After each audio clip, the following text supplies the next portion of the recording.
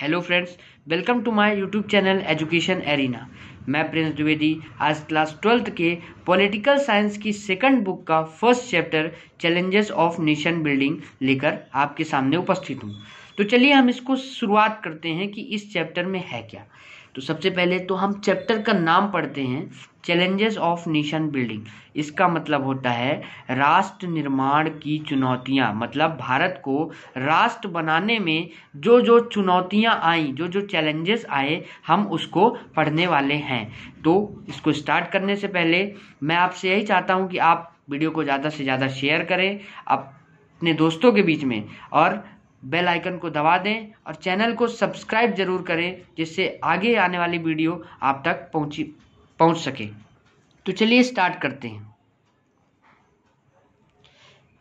India got independence at the hour of midnight on 15 अगस्त 1947। इसका मतलब हुआ कि भारत को आज़ादी 14 और 15 अगस्त के आधी रात को मिली थी 1947 में। भारत कब आज़ाद हुआ था? 14 और 15 अगस्त की आधी रात को 1947 में भारत को आज़ादी मिली थी। और तब Jawaharlal Nehru, who was our first prime minister of India, ये हमारे पहले भारत के स्वतंत्र भारत के पहले प्रधानमंत्री थे, gave the famous speech tourist with destiny. इन्होंने आधी रात को कॉन्स्टिट्यूएंट असेंबली में, संविधान सभा में इन्होंने एक भाषण दिया जिसका नाम था ट्रिस्ट विद डेस्टिनी। तो चलिए आपको ये समझ में आ गया होगा।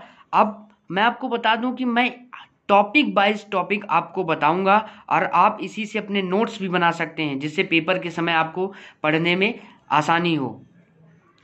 तो चलिए हम अगला टॉपिक लेते हैं अपना।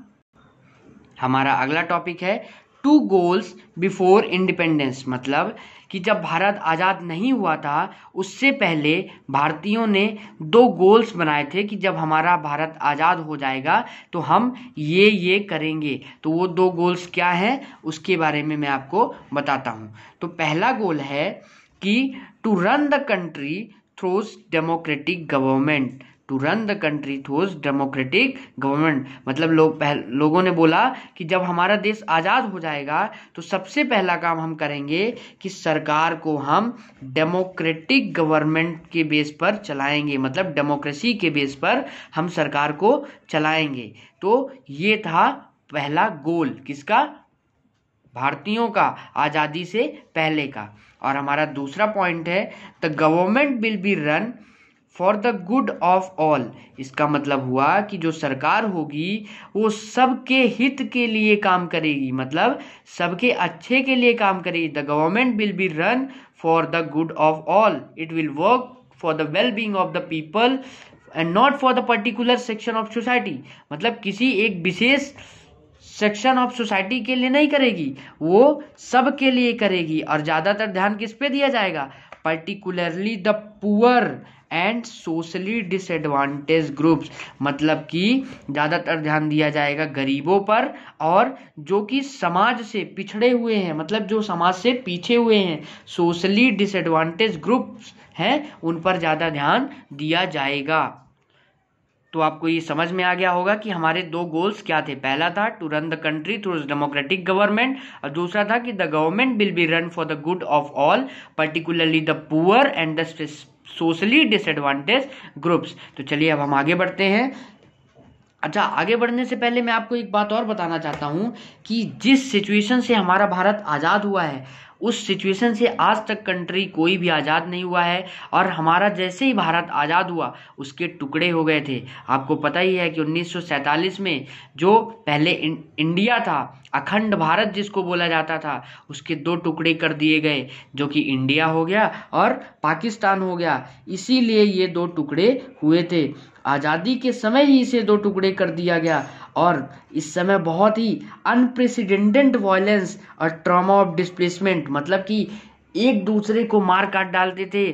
और ट्रॉमा ऑफ डिस्प्लेसमेंट का मतलब होता है कि भारत के जो मुस्लिम थे वो पाकिस्तान जा रहे थे, तो खूब लड़ाई हुई, खूब मार काट हुआ, यही सब हुआ था। और पाकिस्तान के जो हिंदू थे वो भारत में आ रहे थे, तो खूब लड़ाई दंगा हुआ था। आप सब ने गदर मूवी देखी होगी, उसमें पूरी स्टोरी एक्सप्लेन किया है कैसे ट्रेन में घुस घुस के महिलाओं को, बच्चों को, मर्दों को, सबको काट डाल रहे थे। तो आपको समझ में आ गया होगा। तो चलिए अब आगे बढ़ते हैं। अब आगे हमारा है, मैंने आपको पहले ही बताया है कि मैं टॉपिक वाइज पढ़ा रहा हूँ, कोई भी टॉपिक छूटेगा नहीं और एक एक पॉइंट आपको एक्सप्लेन कर रहा हूँ। अगर आपको अच्छी लगे वीडियो तो आप कमेंट में ज़रूर बताइएगा। तो चलिए हम आगे बढ़ते हैं। हमारा जो अगला टॉपिक है वो है 3 चैलेंजेस। अब ये 3 चैलेंजेस आप सोच रहे होंगे क्या है, तो ये 3 चैलेंजेस हैं faced by India after independence. अब पहले क्या था कि जब भारत आज़ाद हो जाएगा तो पहले हम डेमोक्रेसी के हिसाब से सरकार चलाएंगे और सबके लिए अच्छा काम करेंगे, ठीक है। अब जब आज़ाद हो गया, अब मेन काम था कि अब भाई अब जो बोले हो आप तो करो। अब आज़ाद हो गया भारत, तो अब इनके सामने 3 चुनौतियां आई थी। वो 3 चुनौतियां क्या थी, अब ये चलिए हम आपको बताते हैं। तो पहली हमारी चुनौती थी, जैसा कि आप सब देख रहे हैं, कि to shape a nation into thread of unity. To shape a nation into a thread of unity मतलब कि राष्ट्र को एक एकता के धागे में रखा जाए, मतलब सबको बराबरी का हक दिया जाए और यूनिटी, सबको एक साथ एक धागे में पिरोया जाए। मतलब जैसे कि आप जानते हैं, क्या जानते हैं आप ये जानते हैं कि जो इंडिया है वो डाइवर्सिटी से भरा हुआ देश है। पता है ना आपको कि डाइवर्सिटी यहाँ के लोग जो हैं अलग अलग भाषाएं बोलते हैं, अलग अलग धर्म को मानते हैं, अलग अलग रिलीजन्स को मानते हैं, फिर भी इस देश में कितनी शांति रहती है। आज तक ये देश अखंड भारत के रूप में बोला जाता था पहले, लेकिन अब भारत के रूप में बोला जाता है और यहाँ कभी कोई भी दुविधा मतलब संकट कभी पैदा नहीं हुई, है ना। समझ में आ गया होगा आपको कि हमारा पहला चैलेंज क्या था भारत की आज़ाद होने के पहले, कि यही पहला चैलेंज था कि to shape a nation into a thread of unity, एकता के धागे में सबको पिरोया जाए। तो अब देखिए, जब हमारा देश आज़ाद हो गया, पता चला कि यहाँ बहुत सारे डाइवर्सिटी के लोग रहते हैं, हिंदू, मुस्लिम, सिख, ईसाई सब रहते हैं। तो अब बहुत सारे लोगों ने बोला कि ये देश जो होगा ज़्यादा दिन तक टिक नहीं पाएगा। उन्होंने बोला कि diversity of India could not remain together for long. ज़्यादा दिनों तक इंडिया की डाइवर्सिटी जो होगी नहीं टिक पाएगी, आपस में ही लड़के मर जाएंगे। लेकिन ऐसा होता है, छोटे मोटे संकट तो हर देश में आते हैं, लेकिन सोचिए आज भी हमारा देश वैसा का ही वैसा खड़ा हुआ है और हम सब हिंदू, मुस्लिम, सिख, ईसाई भाई मिलकर रहते हैं। अब दूसरा चैलेंज क्या था इनके सामने, कि टू स्टेब्लिश अ डेमोक्रेसी। अब पहला तो इनको एकता के धागे में पिरोया जाना था, अब दूसरा क्या था कि इस डेमोक्रेसी को स्टेब्लिश करना, डेमोक्रेसी लाना। जैसा कि हम जानते हैं कि जब कोई भी आदमी, कोई भी बच्चा जब 18 साल का पूरा हो जाता है, कंप्लीट 18 साल का हो जाता है, तो उसे वोट करने का अधिकार मिल जाता है। तो ये सब हमारे फंडामेंटल राइट्स के ही लिए है। मतलब 18 साल में उस बच्चे को इतनी समझ में आ जाती है कि वो सरकार को बना सकता है। डेमोक्रेसी का मतलब ही होता है कि जनता के लिए, जनता से और जनता द्वारा, ठीक है ना। तो आपको एक बात और बताना चाहता हूँ कि जो इंडिया है इसने रिप्रेजेंटेटिव डेमोक्रेसी को एडॉप्ट किया है। ये किस पे बेस्ड है, पार्लियामेंट्री फॉर्म ऑफ गवर्नमेंट। अब आप सोच रहे होंगे कि पार्लियामेंट्री फॉर्म ऑफ गवर्नमेंट क्या है, तो पार्लियामेंट्री फॉर्म ऑफ गवर्नमेंट वो होती है जिसमें कंप्लीट पावर प्राइम मिनिस्टर के पास होता है। जैसे इंडिया में कंप्लीट पावर हमारे नरेंद्र मोदी जी के पास है, और जैसे अमेरिका हो गया वहाँ प्रेसिडेंटियल फॉर्म ऑफ गवर्नमेंट है, वहाँ पे पूरी पावर राष्ट्रपति के पास होती है। तो चलिए, वीडियो लंबा हो रहा है, हम आपको तीसरा चैलेंज बताते हैं।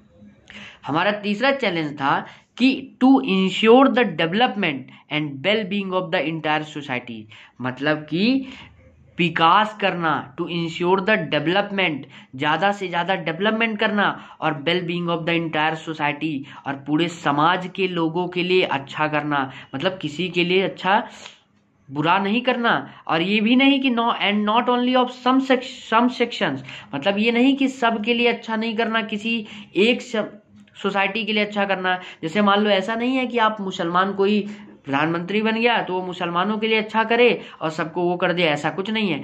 ये तीसरा चैलेंज था कि to ensure the development and well being of the entire society and not only of some section, मतलब सबके लिए करना था, किसी एक सेक्शन के लिए नहीं करना था।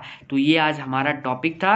अब इसी पार्ट को हम आगे भी कंटिन्यू करेंगे, लेकिन लास्ट में हम आपको एक चीज बता देना चाहते हैं कि पेपर में ऑब्जेक्टिव टाइप क्वेश्चन आते हैं कुछ, है ना, तो वो भी मैं आपको क्लियर कर देना चाहता हूं कि एक पोएट थे, लीडर थे हमारे, फैज अहमद फैज, इनका नाम था फैज अहमद फैज। ये इनका जन्म हुआ था 1911 में और इनकी मौत हुई थी 1984 में, 1911 में जन्म हुआ था और इनकी डेथ कब हुई थी, 1984 में इनकी डेथ हुई थी। इनका जन्म सियालकोट पाकिस्तान में हुआ था और जब भारत का बंटवारा हुआ तो ये भारत को छोड़कर पाकिस्तान में चले गए, लेकिन इन्होंने कभी पाकिस्तान का साथ नहीं दिया और ज़्यादातर ये जेल में ही रहे। इनकी कुछ पोट्रीज हैं जिनकी नाम है नक्श ए फरियादी। ये ऑब्जेक्टिव टाइप में आ सकता है कि नक्श ए फरियादी किसकी पोट्री है, ठीक है, दस्ते सबा और जिंदानामा। तो चलिए आज का हमारा टॉपिक खत्म हुआ। लास्ट में अगर आपको वीडियो अच्छी लगी हो तो इसको शेयर करें, ज़्यादा से ज़्यादा लोगों तक पहुंचाएं और चैनल को सब्सक्राइब जरूर करें।